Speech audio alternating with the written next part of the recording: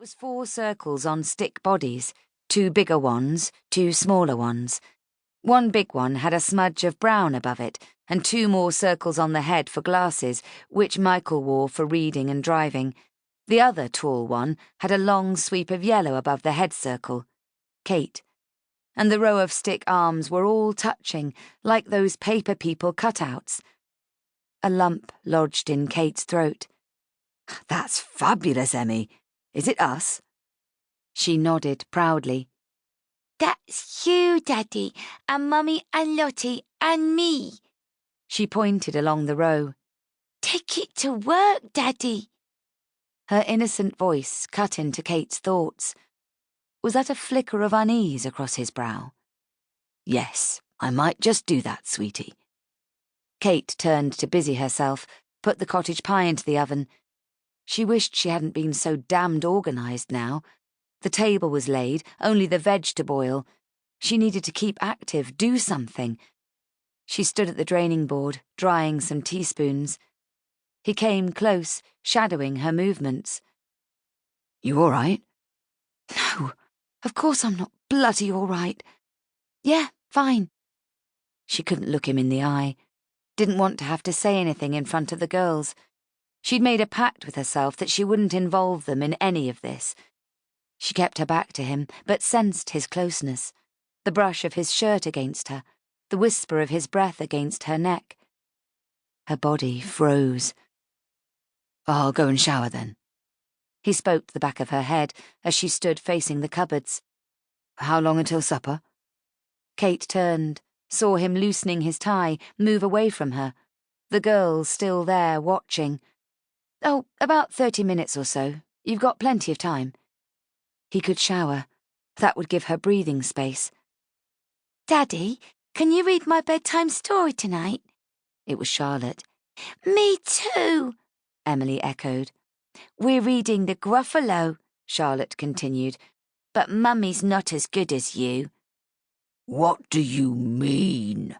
Michael put on his best growly Gruffalo voice. Kate couldn't help but smile.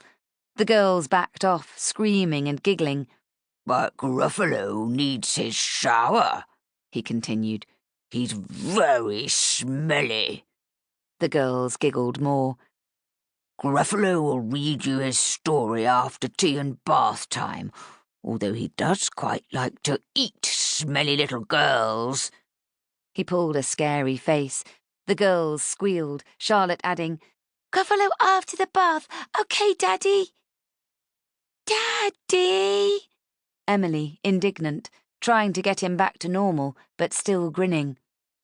"Aha!" He went out to the hall, coming back with his black leather briefcase, which he laid out on the kitchen table. He clicked the clasps and flipped it open, revealing portfolios of brochures and marketing materials, his Mont Blanc pen, which Kate had bought him last Christmas, a calculator, and 2 packets of chocolate buttons. He was back to his daddy voice. "Now, I think these might be for you two." He looked across at Kate. "But only a few before tea time, okay?" "The rest you can have afterwards," Kate chipped in, not wanting them to spoil their appetites. They scampered across, each taking a packet from Michael. "Thank you. Thank you, Daddy." Charlotte went to the cupboard, taking out 2 pink plastic bowls, emptied the contents of a packet into each, and passed one to Emily. "Smelly Gruffalo's going to the bathroom now." Michael softened the tone a little and wandered out with a backward glance at them all, the girls still grinning at him. Kate stood watching him with a sigh. At least he'd remembered them. She smiled at the girls as they headed out, back to the television, with their sweetie bowls in hand.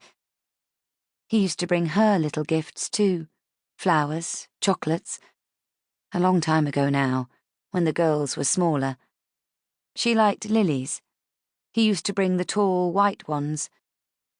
When was it he'd stopped remembering her? Minutes later she heard the patter of the shower running upstairs. Was he washing away the guilt?